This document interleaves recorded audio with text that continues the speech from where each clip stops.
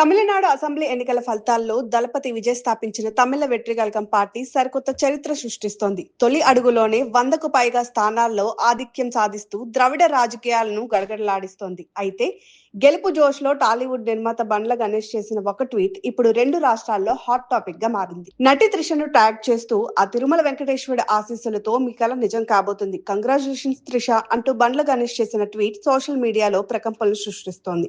విజయ్‌ను ముఖ్యమంత్రిగా చూడాలన్నది త్రిష చిరకాలిక కోరిక అని గతంలో ఆమె స్వయంగా వెల్లడించారు.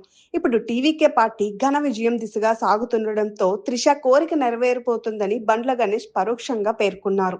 మరో ఆసక్తికరమైన విషయం ఏంటంటే ఎన్నికల ఫలితాల రోజే త్రిష పుట్టినరోజు కావటం. ఈ శుభ సందర్భంలో ఆమె తిరుపతిలో శ్రీవారిని దర్శించుకోవడం, అటు విజయ్ పార్టీ దూసుకుపోవడంతో అభిమానులు పండగ చేసుకుంటున్నారు.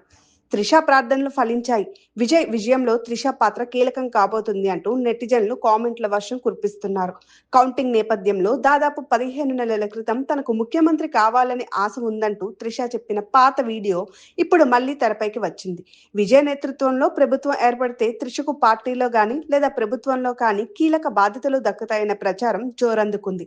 మరి దళపతి విజయ్ ప్రస్థానంలో ఈ కుందవై ఎలాంటి ముద్ర వేస్తుందో చూడాలి.